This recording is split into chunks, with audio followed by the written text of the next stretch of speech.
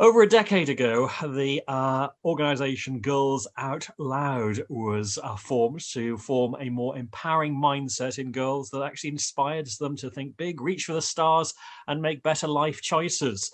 We're delighted to actually welcome the founder of aforementioned Girls Out Loud today to talk about some very sobering news, actually, and some very concerning news, really, that even in the third decade of the 21st century, we still seem to have huge gender inequalities. But to talk us through this and address some of the key things within this, as mentioned, the founder of Girls Out Loud, ace entrepreneur, the wonderful Jane Kenyon. How are you, Jane? I'm fine, thanks very much. I'm fine. I'm not underwater. That's the main thing. Yeah, that's Lots that's of flooding true. my way, but yeah, no, I'm good this morning. Now, Jane, when we spoke, I think a year or so ago, we're obviously sort of keen to obviously promote the organisation to make sure that messages are getting out there. Since then, of course, nobody had anticipated the challenges we've faced globally. You mentioned obviously the most recent, of course, being floods and various other factors. Mm. But this recent survey, which suggests that actually there are huge possibilities of another generation of lost girls, sort of not getting the kind of breaks that we all as human beings should have as a matter of right, perhaps. Mm-hmm. Talk us through some of the sort of findings that you've come across within Mm-hmm. this recent study. Well, I mean, this isn't my study. These are lots of stats coming out around mental health and well-being for teenage girls. And as you well know, we were in a mental health crisis before COVID. COVID certainly isn't the cause of it, but it has amplified it. So we are now seeing lots more online issues with grooming. We're seeing a lot more mental health issues around depression, panic attacks, self-harming, suicide. We're seeing, as we well know, that home is not necessarily a safe place for a lot of young people. So we've seen neglect increase, domestic violence increase. And one of the most worrying things for me, recent research shows that we have reversed a decade of progress on social mobility in the past 12 months. And that's heartbreaking because that means that the gap between the rich and the poor is continuing to widen. And we are leaving some of those poor children behind. I mean, the question I have is, will they ever catch up? I mean, how will they catch up from losing 12 months of education? And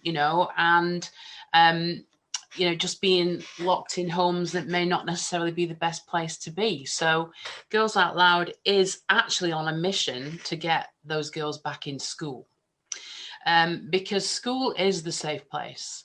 School is more than a place just to do English, maths, and science. School is a place where they can access support.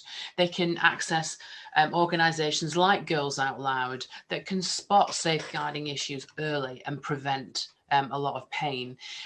School is a place where they have friends and advocates and a structure and a chance of an education, and for some of them, a meal. So, we need to open schools for vulnerable and at-risk teenage girls, and we need to do it now because we can't neglect their mental health and well-being any longer. And if we do, we will seriously struggle to catch up. I mean, there are lots of head teachers coming out about this now saying they don't even know that they've got the resources to deal with this when the children do go back. So the quicker we get these girls back into school, the better. Because what is the alternative? Well, I mean, you raised that, Jane, of course, and I'm sure that we can listen to politicians until they are blue in the face, and they'll still actually talk about the same sort of rhetoric. Clearly, something needs to be done with respect to this. You said there that actually we've lost almost the excellent work you've done in the last decade in terms of 12 calendar months. Mm. Um, is it a case of people turn a blind eye? That there's a case of, oh, it's not my problem, basically? Is it a case of there's the kind of uncertainty that unless they're actually doing a press conference or something, is it as bad as the fact that actually Mm. we haven't realized actually that there is a major challenge here Yeah. that actually Maybe we affects us think it's all? not happening to our children. Maybe we think, oh, these things only happen, self-harming and depression and mental health and mental unwellness, if you like, only happens to very vulnerable girls or weak girls or girls that are, coming from poor families. And that's not true. That is not true. Mental wellness, mental health issues happen to all girls. We work in some very high private sector schools, and it's exactly the same. So it isn't the domain of the poor.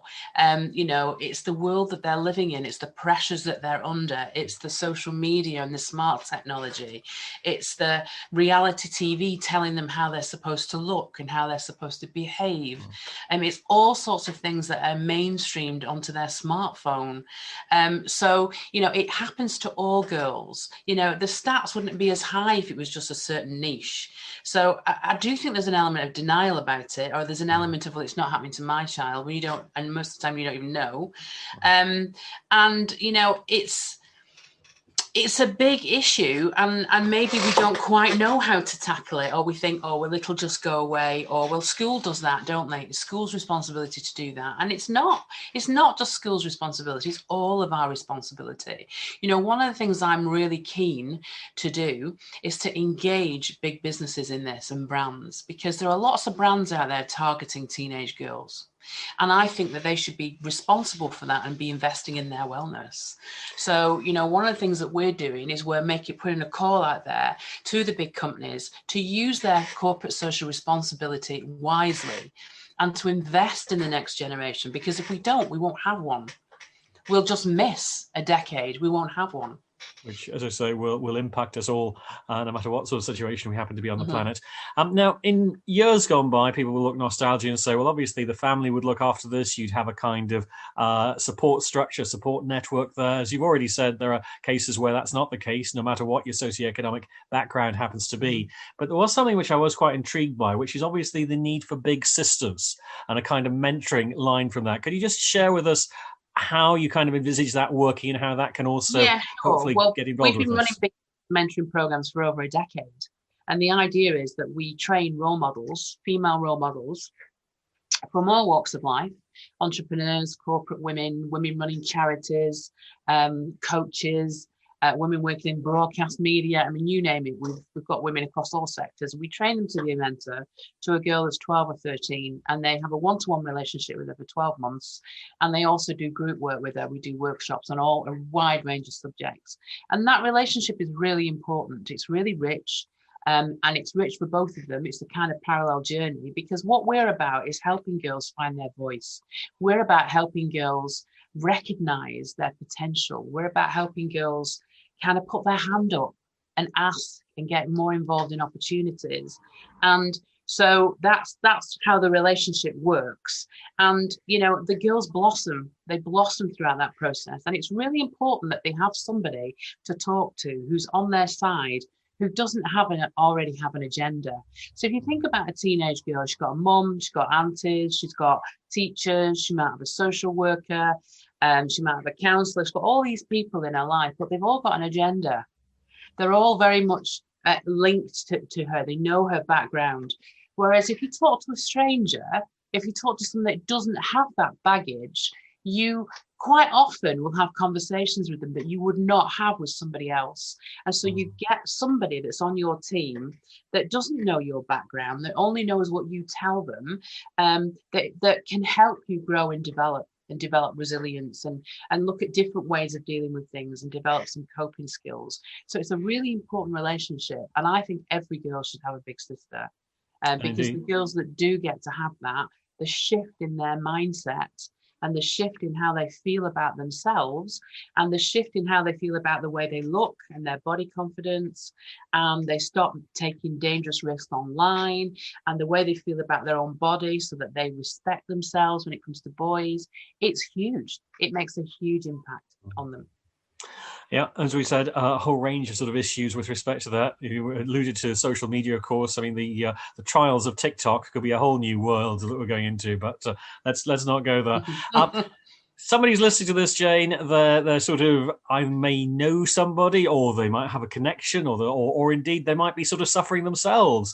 What would your advice be in terms of taking those first steps to actually getting some? Not necessarily objective help, but at least the sort of possibility of seeing a route to the light at the end of the. If I'm talking about a teenage girl, my advice is always do not hold this inside. Talk to somebody, ideally an adult that you trust. That could be somebody in your family, somebody outside your family, a teacher, one of your friends' mums. You know, it doesn't matter. Talk to somebody, because it's no good keeping it in. And if you haven't got an adult in your life like that, then ring us. There's lots of helplines. There's lots of people out there that will support you and will talk you through things. But please don't suffer in silence. That's the worst thing that you can do. And, you know, if you want to get in touch with Girls Out Loud, if you run a company, if you want to support us, if you want to step up and be a mentor, then go to our website, girlsoutloud.org.uk, and all the information is on there to get involved in our work. Jane Kenyon, speaker, author, coach, and of course, founder of Girls Out Loud. Always make that absolutely clear in terms of it's not the band from the Simon Cowell unfortunately regime. not. Girls, exactly, Girls Out Loud. And let's face it, Jane, I think those girls also need your help. So let's face it, you know, even in their latter sort of years. But that's absolutely, absolutely. For the moment, many thanks indeed. Keep up the excellent work, and let's hope that, as I say, when we speak again, that the prognosis is slightly better. Because, as I say, after a decade of progress, it's a tragedy indeed if we're sort of slipping back due to events beyond our control. Thank you.